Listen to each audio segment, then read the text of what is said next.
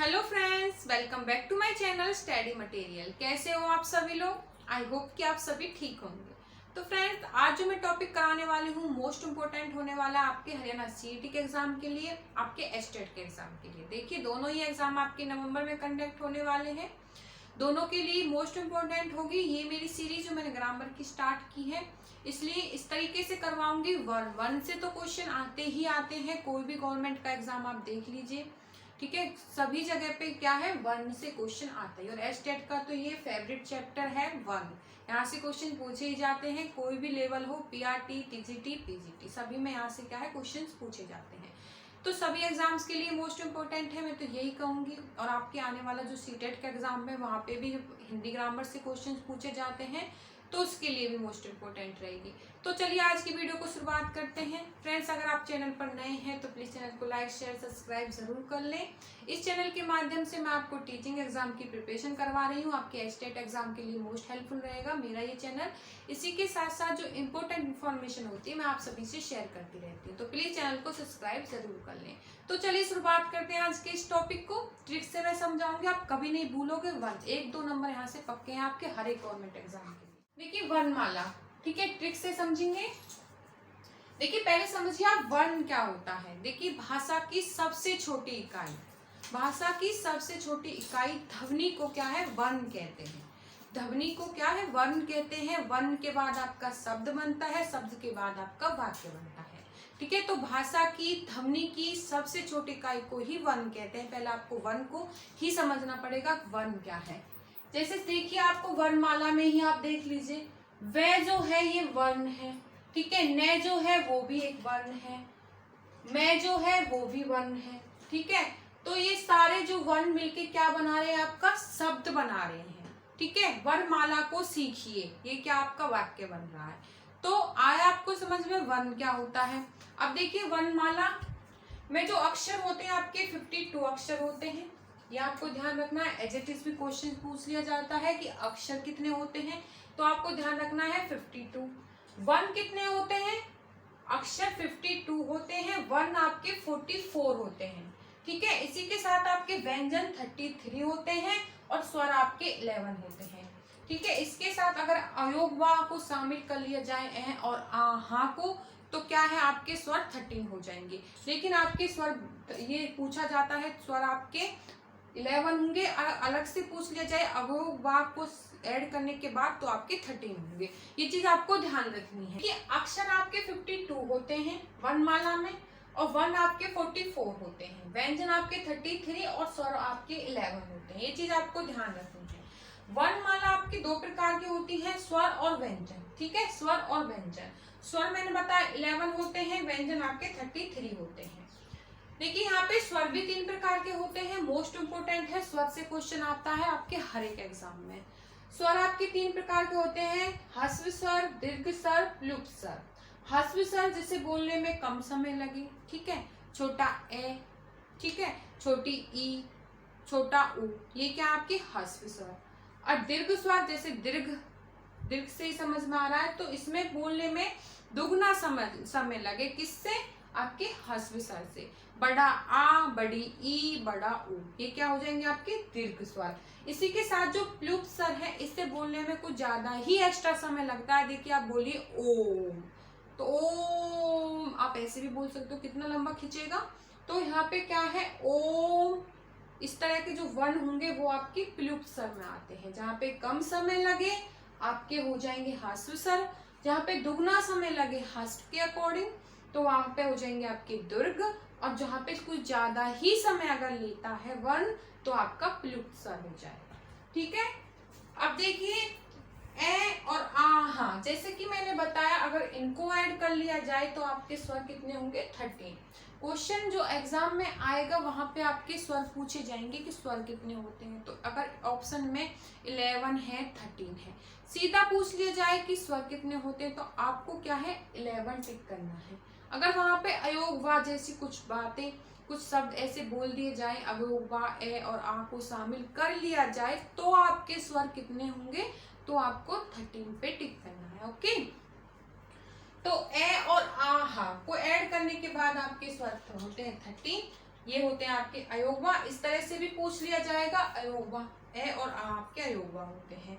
4 आपके अंतरर्थ होते हैं, ठीक है, ये रे ले वे, ये 4 आपके अंतरर्थ व्यंजन होते हैं, ठीक है।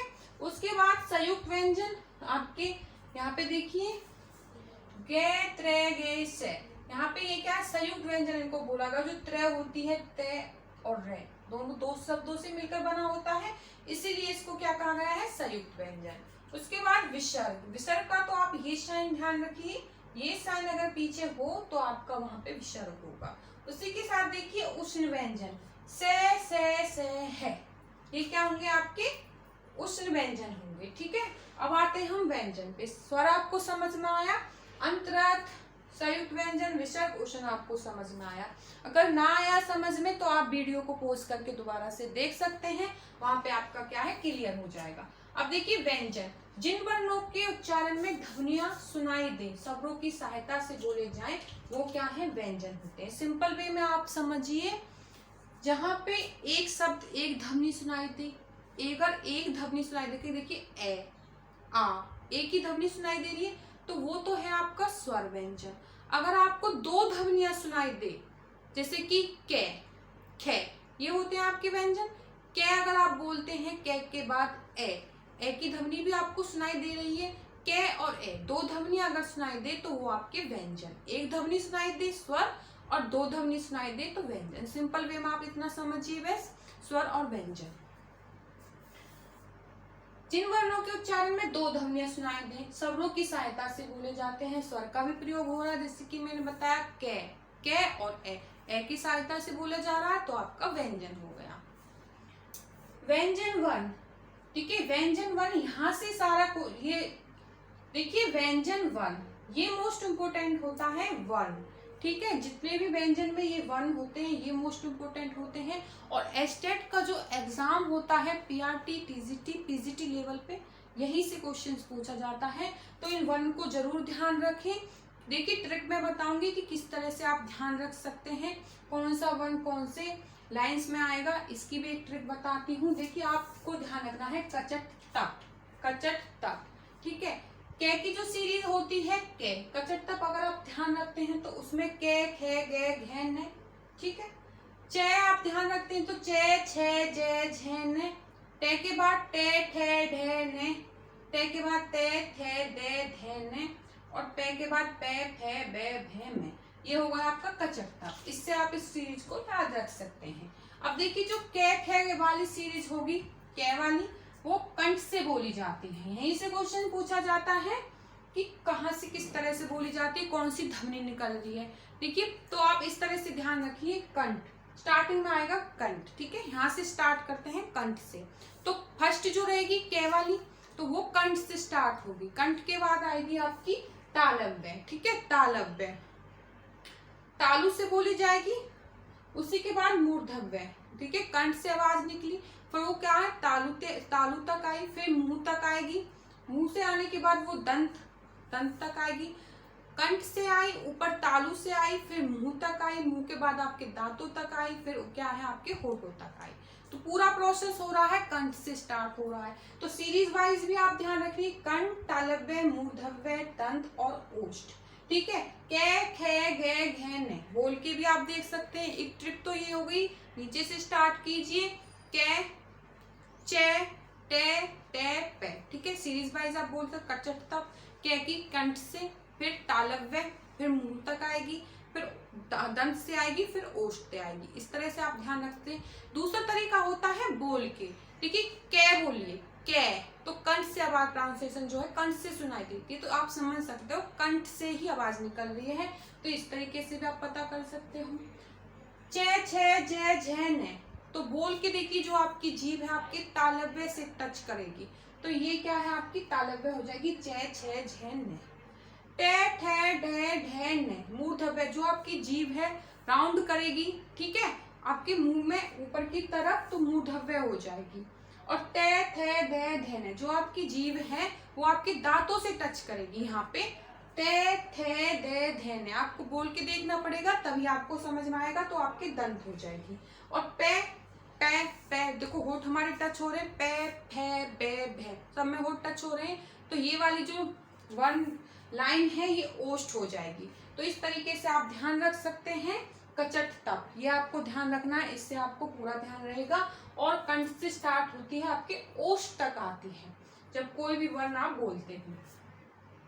अब देखिए आप सपर्श व्यंजन, ठीक है, सपर्श व्यंजन में अघोष और सघोष ये पूछे जाते हैं, मोस्ट इंपोर्टेंट होते हैं आपके अघोष और सघोष। क्वेश्चन एग्जाम में यहाँ से भी आता है। तो अघोष क्या है? अघोष वर्ण तंत्र कंपित हो, किसी भी वर्णों के उच्चारण में बोलते समय जब तंत्र जो है कंपित हो, जो है कंपन हो, तो वो क्या हो जाएगी? आपकी अघोष हो जाएगी। जैसे कंपन, कै खे, कंपन सी उत्पन्न होती है, तो ये होते हैं आपके अघोष, ठीक है, अघोष। देखिए क्वेश्चन तो यहाँ से नहीं बनता है, डेफिनेशन तो नहीं पूछी जाती है कि तंत्र कंपित हो, ऐसा नहीं पूछा जाता है। वर्ण दे दिए जाते हैं और वहां पे आपको पहचान की जाती है अघोष और सघोष की। तो अघोष और सघोष की वर्ण की पहचान कैसे करेंगे? देखिए अघोष जो होता है आपका कै खे टे ठे, पूरी वर्णमाला के जो फर्स्ट के 2 लेटर होंगे, ठीक है, वो आपके होते हैं आपके अघोष। ये आपको ध्यान रखना है। अघोष कै खे आपके अघोष हैं, चे छे आपके अघोष हैं, बस 2, ठीक है, टे ठे भी अघोष हैं, ते थे भी और पै थे भी, ये आपके क्या है? अघोष हैं। उसी के बाद सघोष, जो भी अक्षर बच गए हैं वो आपके सघोष हैं, ठीक है। तो अघोष और सघोष समझ में आया। डेफिनेशन भी सुन लीजिए। जिन वर्णों के उच्चारण में जो है तंत्र कंपित हो, वर्ण जो है कंपन उत्पन्न करे, तो वो आपका अघोष हो जाएगा, और जहां पे कंपन ना हो वो आपका सघोष हो जाएगा, ठीक है। अघोष सघोष समझ में आया।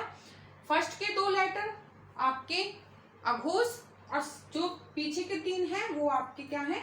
सघोष होंगे, ठीक है। बोलने से भी कैक है, कंपन हो रही है, कैक है, और उसके बाद गैग है, कंपन नहीं हो रही है, तो आपके सघोष हो जाएंगे। मोस्ट इंपोर्टेंट है। आई होप कि आपको समझ में आए होंगे अघोष और सघोष। अब देखिए अल्पप्राण और महाप्राण, यहाँ से भी क्वेश्चन पूछे जाते हैं। सारी चीजें करवाइए, एक भी चीज ऐसी नहीं है जो इनसे बाहर आपके एग्जाम में देखी जाए, ठीक है।